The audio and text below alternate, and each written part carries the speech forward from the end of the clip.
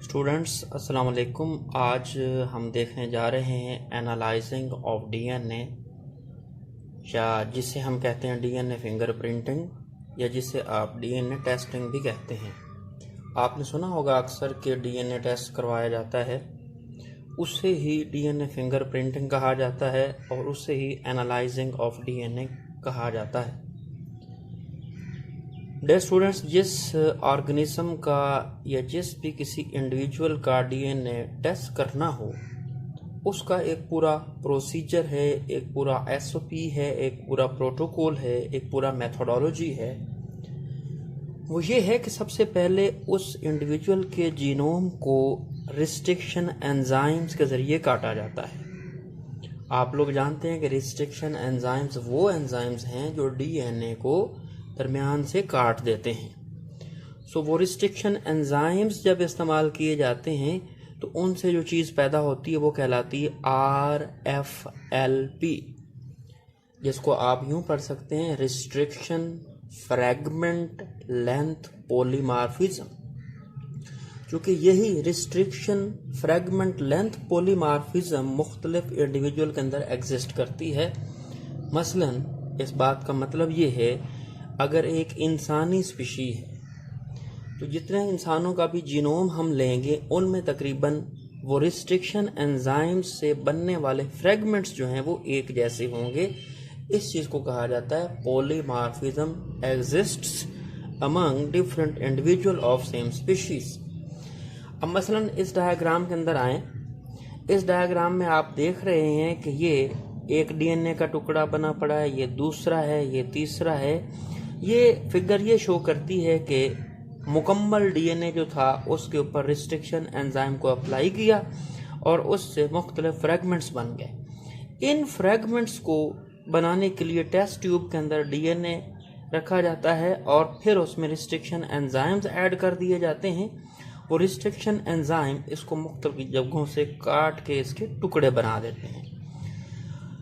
अब RFLP हासिल कर लेने से हमें सही रिजल्ट्स नहीं मिलते, हमें फिर इन तमाम फ्रेगमेंट्स को सेपरेट करना होता है। डियर स्टूडेंट्स, इसको सेपरेट करने की टेक्निक कहलाती है जेल इलेक्ट्रोफोरेसिस। यानी कि जो RFLP बने थे किस चीज़ के, डीएनए के, क्या इस्तेमाल करके, रिस्ट्रिक्शन एंजाइम्स के इस्तेमाल करने से उन फ्रेगमेंट्स को, उन सेगमेंट्स को, उन टुकड़ों को एक टेक्निक है जिसको कहते हैं जेल इलेक्ट्रोफोरेसिस। ये एक ऐसी टेक्निक है जिसमें इलेक्ट्रिसिटी की बेस पर और मास की बेस पर इन फ्रेगमेंट्स को सेपरेट किया जाता है। किस चीज़ के अंदर रख के, एक जेल के अंदर। सो डियर स्टूडेंट्स, ये देखें इस डायग्राम में ये जो एक छोटी सी आपको फिगर नज़र आ रही है, ये इलेक्ट्रोफोरेसिस है जिसको पॉजिटिव और नेगेटिव चार्जेस प्रोवाइड किए जाते हैं और इसके अंदर ये जेल पड़ी होती है। अब इस जेल को बाहर निकाल के दिखाया गया है। सो डीएनए, यहाँ पे छोटे छोटे वेल्स बने हुए हैं, आप देख रहे हैं वेल्स, छोटे छोटे कुएं, छोटी छोटी पिट्स, छोटे छोटे गड्ढे, इनमें लोड कर दिया जाता है। जब लोड कर दिया जाता है तो एक साइड पे नेगेटिव चार्ज प्रोवाइड किया जाता है और एक साइड पे पॉजिटिव। सो चूंकि आप लोग जानते हैं डीएनए के ऊपर नेगेटिव चार्ज है, अब नेगेटिव चार्ज को रिपेल करेगा, सो डीएनए यहाँ से आगे मूव करना शुरू कर देगा। इस साइड पे पॉजिटिव चार्ज जेल को दिया जाता है ताकि वो आने वाले फ्रेगमेंट्स को कशिश की जाए, अट्रैक्शन की जाए। सो इस तरह से वो जो फ्रेगमेंट्स बनते हैं उसको जेल के ऊपर सेपरेट कर लिया जाता है। बाज़ का डीएनए टेस्टिंग इसी जेल के ऊपर कर ली जाती है, लेकिन सम टाइम ये होता है हमने किसी एक मखसूस जीन को तलाश करना होता है, उसके लिए हमें कोई ना कोई प्रोब इस्तेमाल करना पड़ता है। प्रोब क्या होता है? हमारी ही जीन का एक कंप्लीमेंट्री सीक्वेंस होता है। सो डियर स्टूडेंट्स, अब वो प्रोब कैसे सर्च करें? ये तो फ्रेगमेंट्स जो हैं वो जेल के अंदर हैं। सो अगर प्रोब के जरिए हमने अपना जीन ऑफ इंटरेस्ट सर्च करना है तो इस जेल में पाए जाने वाले फ्रेगमेंट्स को एक नायलॉन मेम्ब्रेन के ऊपर शिफ्ट किया जाता है। इस प्रोसेस को कहते हैं ब्लॉटिंग।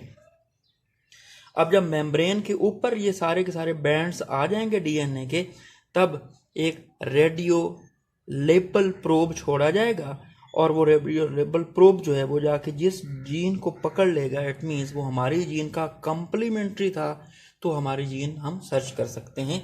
लेकिन ये मैंने आपको एक इसका एडिशनल इस्तेमाल बताया। इसी जेल के अंदर अंदर भी बाज़ का डीएनए टेस्टिंग कर ली जाती है। मसलन ये देखें, हमारे पास 3 केसेस बने हुए हैं, जेल ए, जेल बी और जेल सी। सो डीएनए टेस्टिंग कई एक प्रॉब्लम्स को हल करने के लिए की जाती है। मसलन अगर कोई रैपिस्ट है, किसी ने कोई रैप का काम किया है, कोई एक्टिविटी की है, किसी ने कोई रैप वाला ब्लंडर किया है, तो उसके एक स्पर्म से डीएनए जो है वो हासिल करने के बाद उसको पीसीआर में एम्पलीफाई किया जाता है, और पीसीआर में एम्पलीफाई करने के बाद so that DNA from a single sperm can be subjected to the gel electrophoresis.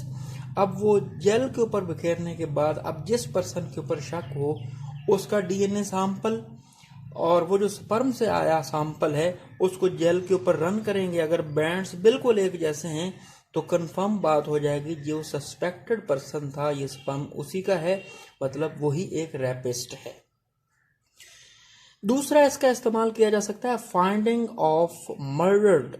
अगर कोई कत्ल हुआ है कोई 8-10 साल पहले और उसकी बॉडी जो है वो डेड बॉडी जो है वो जो मर्डर्ड हुआ है उसकी डेड बॉडी अगर किसी जगह पे फ्रीज आउट हो गई है या किसी जगह पे वो पड़ी है और उसका स्केलेटन बाकी है, तो अब उसके स्केलेटन से या उसके सैंपल से डीएनए को लेकर और उसको सब्जेक्ट किया जाएगा, उसके पेरेंट्स के सैंपल के साथ मिलाया जाएगा और प्रूव किया जा सकता है कि ये डेड बॉडी किन से बिलोंग करती है। अब इसी तरह से डियर स्टूडेंट्स एक और डीएनए टेस्टिंग का इस्तेमाल है, वो है डिस्प्यूटेड पेरेंटहुड।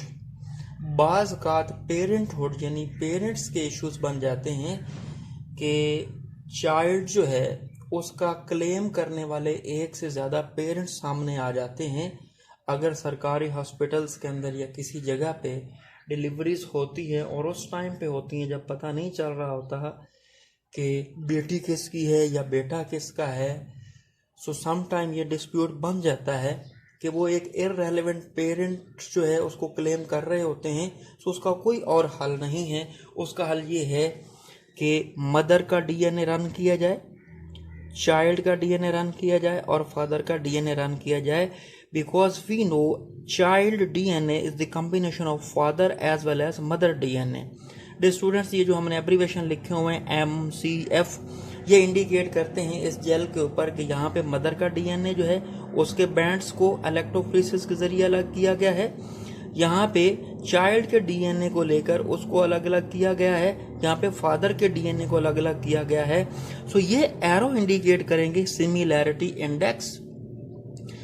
अब 100% फादर का डीएनए भी चाइल्ड से नहीं मिलेगा और 100% मदर का डीएनए भी जो है वो चाइल्ड से नहीं मिलेगा, क्योंकि चाइल्ड का डीएनए दोनों का कॉम्बिनेशन है।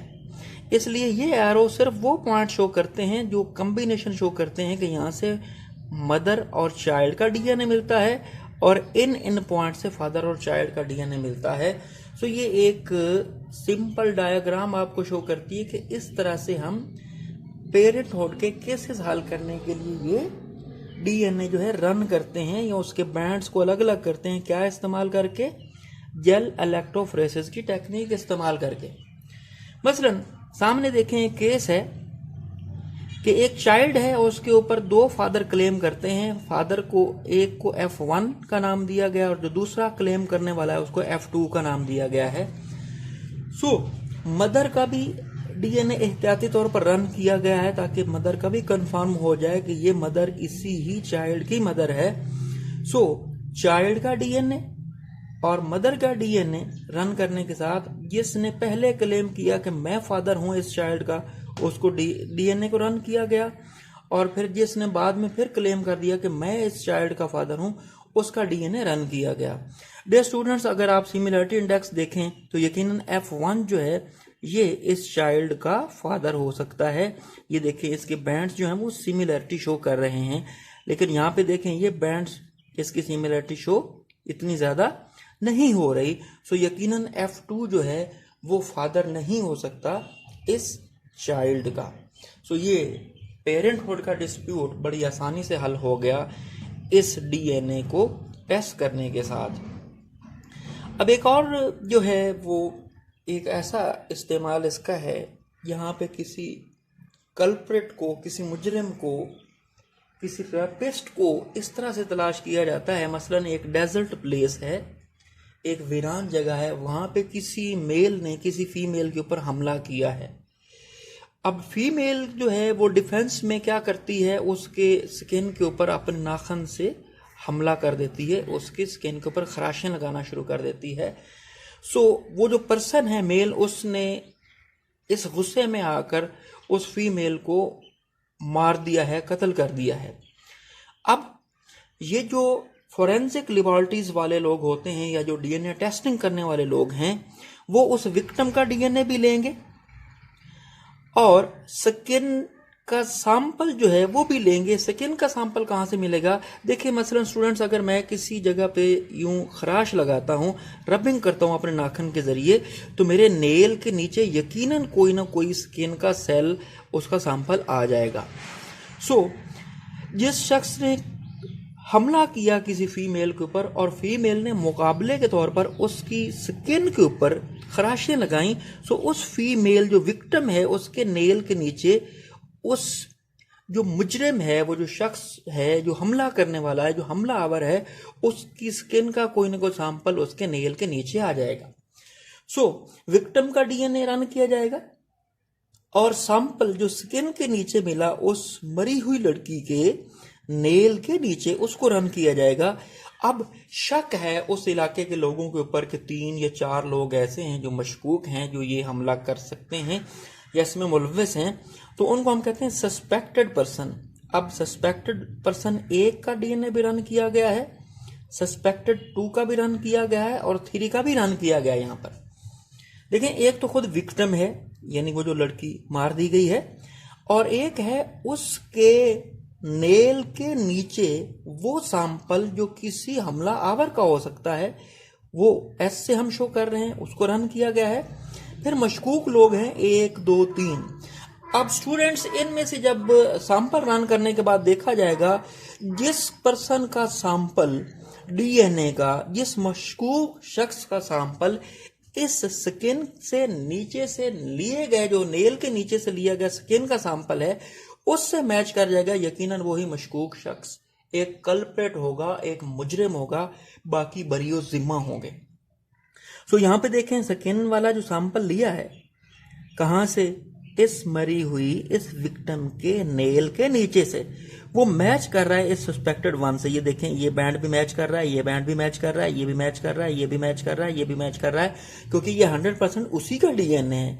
सो ये जो मशकूक पहला शख्स है, ये एक मुजरिम है, ये एक कल्प्रिट है। सो इसको पकड़ लिया जाएगा और बाकी 2 को जो है अदालत वो बरी जिम्मा करार दे देगी, उनको बाइज्जत बरी कर देगी। सो डियर स्टूडेंट्स, ये सारी एग्जाम्पल्स आपके सामने डीएनए टेस्टिंग की रखी हैं। हमने पहले बात की कि डीएनए फ्रॉम स्पर्म, एक सिंगल स्पर्म से भी टेस्ट किया जा सकता है। फाइंडिंग ऑफ मर्डर्ड, कोई पहले मर चुका है और उसका क्लेम किया गया किसी पुलिस स्टेशन में कि एक शख्स हमारा अगवा हुआ है, लेकिन उसकी लाश मिली, अब लाश का पता नहीं चलता, तो उसका डीएनए, वो जो क्लेम करने वाले हैं जो कहते हैं हमारा कोई बंदा गुम हुआ है, उनके डीएनए से रन करके पता लगाया जा सकता है। इसी तरह से डिस्प्यूटेड पेरेंटहुड के केसेस मैंने स्टूडेंट्स आपको बताए कि जो बाज़ का चाइल्ड का डिस्प्यूट है, बाज़ का कोई फादर का डिस्प्यूट है, ये हल कर लिया जाता है। और यहाँ पे हमने देखा कि कोई रैपिस्ट किसी जंगल प्लेस में या किसी डेजर्ट प्लेस में किसी तन्हा फीमेल के ऊपर हमला करता है, तो हमला करने के बाद भी ये डीएनए टेस्टिंग करके उस मुजरिम का पता लगाया जा सकता है। सो डियर स्टूडेंट्स, इससे पहले हम पीसीआर एम्पलीफिकेशन पढ़ रहे थे पिछले लेक्चर के अंदर। सो पीसीआर का मजीद इस्तेमाल बहुत ज़्यादा ज़बरदस्त है। वायरल इन्फेक्शन देखने के लिए पीसीआर का इस्तेमाल किया जाता है। जाहिर है अगर किसी को हेपेटाइटिस के वायरस का इफेक्ट है तो उसके ब्लड के सैंपल के अंदर वो हेपेटाइटिस का जीनोम भी मौजूद होगा। सो अल्टीमेटली आप जानते हैं कि पीसीआर टेस्टिंग करवाने के बाद हेपेटाइटिस को कंफर्म कर लिया जाता है।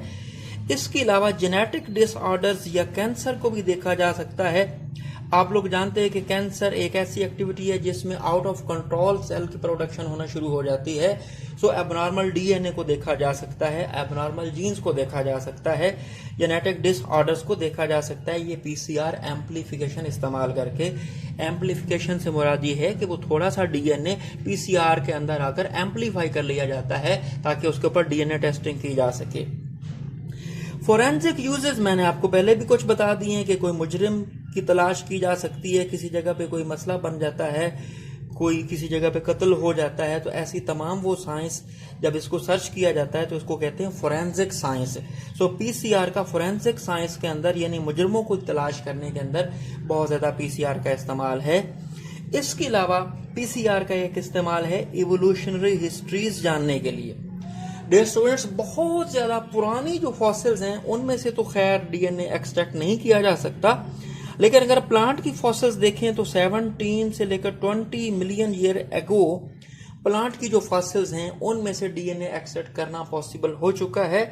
और वो जो आपने सुना होगा कि इंसान किसी जमाने अपनी डेड बॉडीज को ममीज बना देते थे, यानी उनको हनूत कर देते थे, उनको ऐसे मिसालें लगा देते थे, उनको ऐसे केमिकल्स लगा देते थे ताकि वो डिकम्पोज ना हो। सो पीसीआर अब ये मसला हल कर सकता है कि उन ममीफाइड ह्यूमन डेड बॉडीज में से अगर कोई जीन थोड़ी सी भी या डीएनए हमें मिलता है तो उसको एम्पलीफाई करके उसकी टेस्टिंग की जा सकती है। सो डियर स्टूडेंट्स, ये था ओवरऑल पीसीआर जो प्रीवियस लेक्चर में हमने पढ़ा, और उसकी मदद से एनालाइजिंग ऑफ डीएनए और डीएनए टेस्टिंग जो है हमने सीखी। यकीनन आप लोग इसको फॉलो करेंगे इंशाल्लाह। नेक्स्ट लेक्चर के अंदर हमने बहुत ही इंपॉर्टेंट एक लेसन पढ़ना है, दैट इज जीन सीक्वेंसिंग। तब तक के लिए डॉक्टर मोहम्मद हनीफ को इजाज़त दीजिए। अल्लाह आपको कामयाबी अता फरमाए। Thank you very much. अल्लाह हाफिज़।